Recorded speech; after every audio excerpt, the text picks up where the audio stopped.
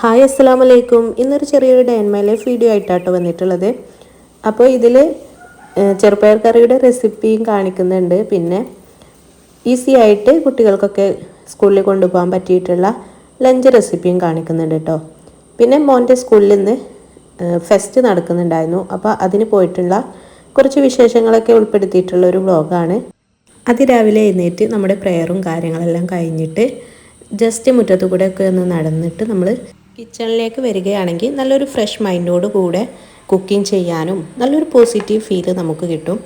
അന്നത്തെ ആ ഒരു ദിവസം തന്നെ ഫുൾ നമുക്ക് എൻജോയ് ചെയ്യാൻ കുക്കിങ്ങിലായാലും ക്ലീനിങ്ങിലായാലും ഒക്കെ നമുക്ക് എൻജോയ് ചെയ്ത് കാര്യങ്ങൾ ചെയ്യാനുള്ള ഒരു എനർജി കിട്ടും.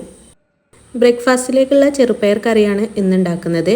കുറച്ച് പേരെങ്കിലും റിക്വസ്റ്റ് ചെയ്തിട്ടുണ്ടായിരുന്നു ഈ ഒരു കറിയുടെ റെസിപ്പി കാണിക്കുമെന്ന്. ഒട്ടുമിക്ക ആളുകളും ഇങ്ങനെയൊക്കെ തന്നെ ആയിരിക്കും ഉണ്ടാക്കുന്നത്. എന്നാലും ഞാൻ എൻ്റെ രീതിയിൽ ഉണ്ടാക്കുന്നത് കാണിക്കാം. ഒരു ചെറിയ സവാള, ചെറിയൊരു തക്കാളി, 3 പച്ചമുളക്, 4-5 വെളുത്തുള്ളി ഇതെല്ലാം ഒരു കുക്കറിലേക്ക് അരിഞ്ഞ് ചേർക്കുന്നുണ്ട്. പിന്നെ തലേ ദിവസം കുതിർത്തെടുത്തിട്ടുള്ള ചെറുപയർ കഴുകി വൃത്തിയാക്കിയിട്ട് കുക്കറിലേക്ക് ചേർക്കുക. എന്നിട്ട് വെള്ളം ഒഴിക്കുക, ഉപ്പിടുക, മഞ്ഞൾപ്പൊടി ഇടുക. പിന്നെ കുക്കറിൽ നിന്ന് വിസിൽ വരുന്ന സമയത്ത് തിളച്ച് പുറത്തേക്കൊക്കെ വരുന്ന അങ്ങനെ ഉണ്ടല്ലോ, അതില്ലാതിരിക്കാൻ വേണ്ടിയിട്ട് അവസാനം നമ്മൾ ഒരു തുള്ളി വെളിച്ചെണ്ണ ചേർത്തിട്ട് കുക്കർ മൂടി വെച്ചിട്ട് നമുക്ക് വേവിച്ചെടുക്കാം. ഒരു 3-4 വിസിൽ അത്രയും മതി ചെറുപയർ വെന്ത് കിട്ടാൻ. ഇനി ഇതിലേക്ക് വറവിടുന്നതാണ് കാണിക്കുന്നത്. ചെറിയുള്ളി ഒന്ന് എണ്ണയിൽ മൂപ്പിക്കുന്നുണ്ട്. പിന്നെ കറിവേപ്പില, വറ്റൽമുളക്, മല്ലിയില ഉണ്ടെങ്കിൽ അതും കൂടെ ചേർക്കാം കേട്ടോ.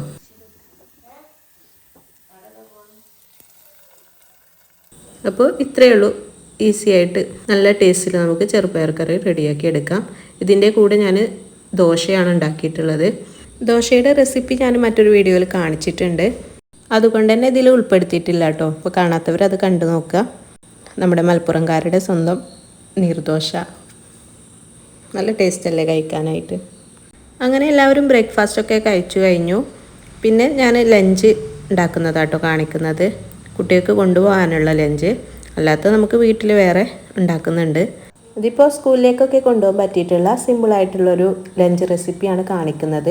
പിന്നെ ഞാൻ മക്കൾക്ക് സ്ഥിരമായിട്ടും ഇതുപോലെയുള്ള ലഞ്ചൊന്നും അല്ല കേട്ടോ കൊടുത്തേക്കാറുള്ളത്. നോർമൽ ഫുഡ് തന്നെയാണ്. അത് പ്രത്യേകമായിട്ട് സ്കൂളിൽ നിന്ന് തന്നെ ആദ്യം തന്നെ പറഞ്ഞിട്ടുണ്ട്. വെറൈറ്റി ആയിട്ടുള്ളതോ മന്തി, ബിരിയാണി, നൂഡിൽസ് അങ്ങനത്തെ ഐറ്റംസ് ഒന്നും കൊടുത്തയക്കരുതെന്ന് ആദ്യം തന്നെ പറഞ്ഞിട്ടുണ്ട്.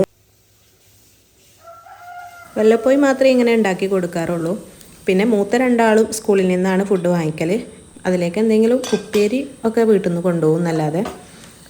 പിന്നെ മോനെ ഞാൻ പറഞ്ഞിട്ടുണ്ടായിരുന്നല്ലോ, കൂടുതലും ബ്രേക്ക്ഫാസ്റ്റ് എന്താ ഉണ്ടാക്കുന്നത് അതാണ് ഇഷ്ടം കൊണ്ടുപോകാൻ. അപ്പോൾ അങ്ങനെയൊക്കെ കേട്ടോ.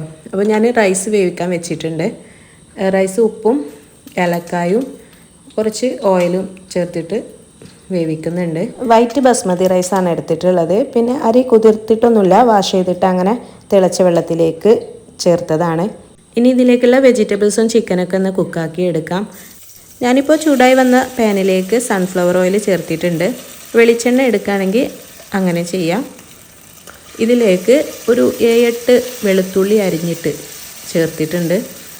അതൊന്ന് ജസ്റ്റ് ഒന്ന് സോട്ട് ചെയ്തിട്ട് ചിക്കനാണ് പിന്നെ ചേർക്കുന്നത്. ചിക്കന് ഉപ്പും സോയാ സോസും കുരുമുളക് പൊടിയും അതുപോലെ കോൺഫ്ലവർ പൊടിയും ചേർത്തൊന്ന് മാഗ്നേറ്റ് ചെയ്തതാണ്. അത് ഒന്ന് കുക്കാക്കി എടുക്കണം. ഹൈ സ്പീഡിലിട്ടിട്ട് തന്നെ ഒന്ന് കുക്കാക്കി എടുക്കട്ടോ. ഇതുപോലെ ഒന്ന് ഇളക്കി കൊടുക്കുക.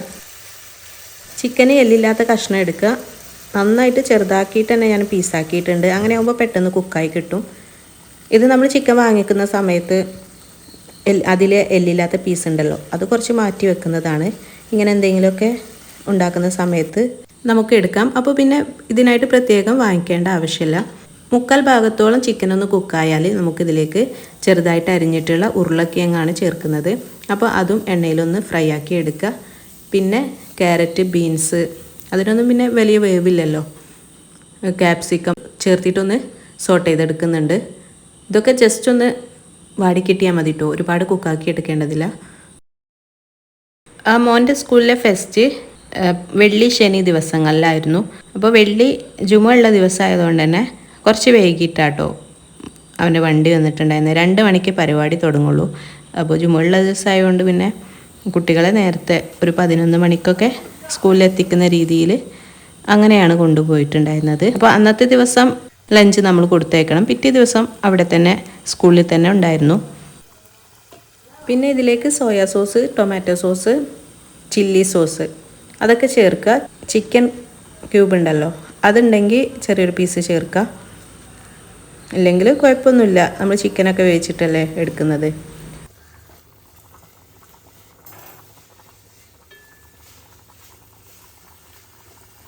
പിന്നെ സോയാ സോസും ചിക്കൻ ക്യൂബൊക്കെ ചേർത്തുകൊണ്ട് തന്നെ ഉപ്പ് നോക്കിയിട്ട് ആവശ്യത്തിന് ചേർത്ത് കൊടുക്കുക കേട്ടോ. പിന്നെ ഇതിലേക്ക് എരിവിന് ആവശ്യത്തിനുള്ള കുരുമുളക് പൊടി കൂടെ ചേർക്കുന്നുണ്ട്.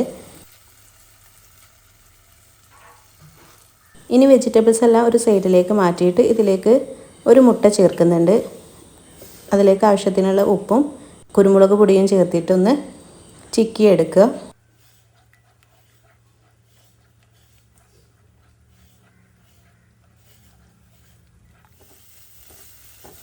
അപ്പോൾ ഇതിവിടെ റെഡി ആയിട്ടുണ്ട്. ഇനി വേവിച്ച് വെച്ച റൈസ് ഇതിലേക്ക് ചേർക്കുക, മിക്സ് ആക്കുക, അത്രയേ ഉള്ളൂ കേട്ടോ.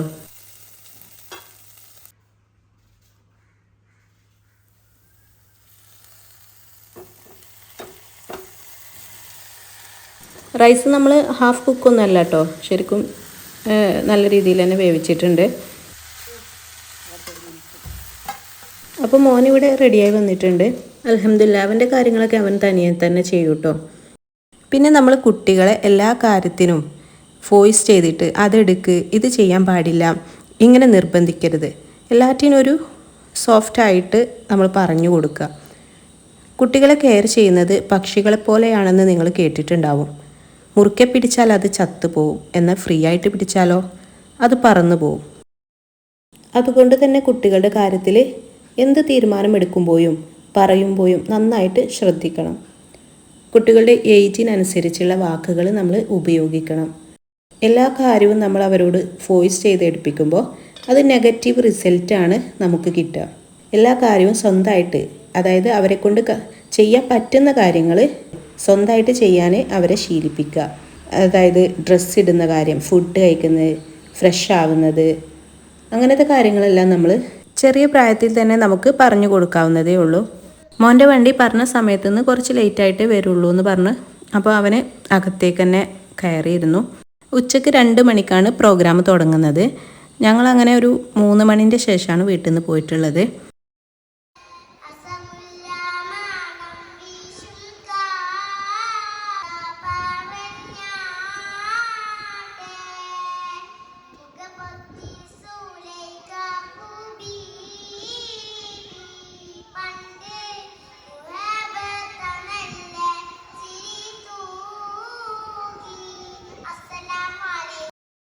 അപ്പോൾ ഇന്ന് തന്നെയാണ് മോൻ്റെ പരിപാടി ഉള്ളത്.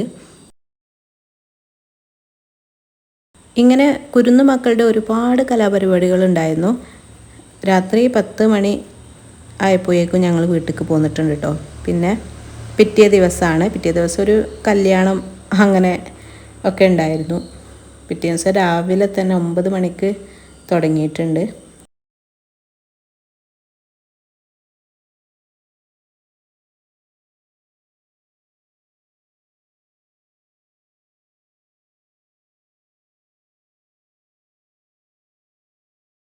എല്ലാ പ്രോഗ്രാംസും നല്ല സ്റ്റാൻഡേർഡോടു കൂടി തന്നെ ടീച്ചേഴ്സ് പഠിപ്പിച്ചു കൊടുത്തിട്ടുണ്ട്.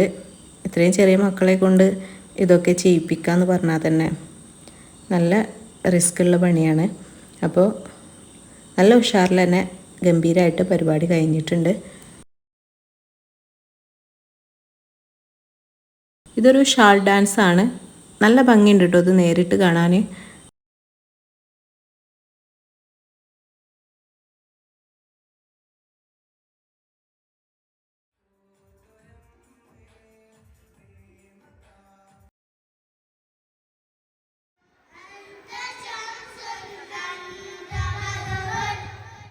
മോൻ്റെ ഒരു ഡാൻസ് പരിപാടി ഇതാണ്. പിന്നെ സ്കൗട്ടിനുണ്ടായിരുന്നു. കോപ്പിറൈറ്റിൻ്റെ ഇഷ്യൂ വരുന്നതുകൊണ്ട് തന്നെ പ്രോഗ്രാമിലെ സോങ്സിൻ്റെ സൗണ്ട് ഒന്നും ഇതിൽ ഉൾപ്പെടുത്താൻ പറ്റില്ല കേട്ടോ. പിന്നെ മഗ്‌രിബ് നിസ്കാരത്തിന് ശേഷം പാണക്കാട് തങ്ങൾ വന്നിട്ട് ആ ഒരു സമയത്ത് പ്രോഗ്രാം ഇനാഗ്രേറ്റ് ചെയ്തിട്ടുണ്ടായിരുന്നു. പിന്നെ ന്യൂ കമേഴ്സിനുള്ള അഡ്മിഷൻ ഉദ്ഘാടനം ചെയ്തു.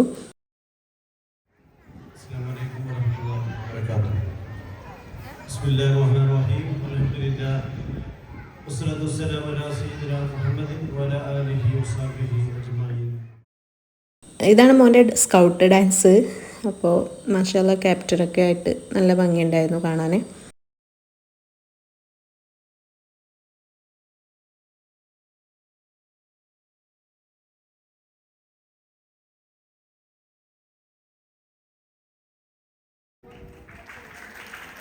Thank you students, and thank you.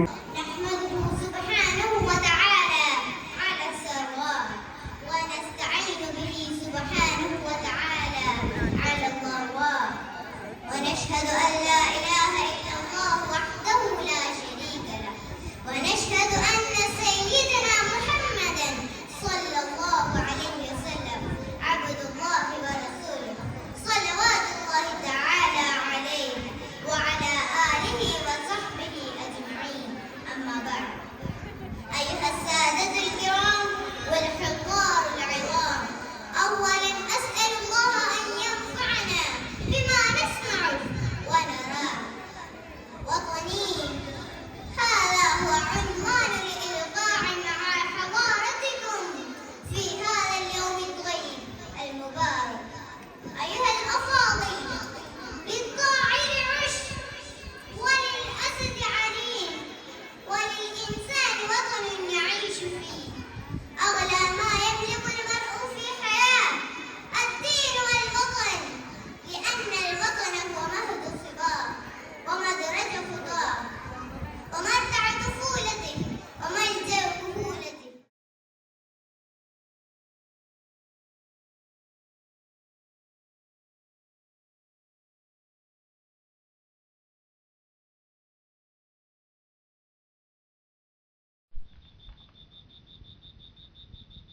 അങ്ങനെ പ്രോഗ്രാമൊക്കെ കഴിഞ്ഞ് വീട്ടിലേക്ക് വന്നപ്പോൾ നല്ല ഭംഗിയുള്ളൊരു കാഴ്ച കണ്ടു കേട്ടോ. അപ്പോൾ നിങ്ങൾക്കും കൂടി കാണിക്കാമെന്ന് വിചാരിച്ചെടുത്തതാണ്.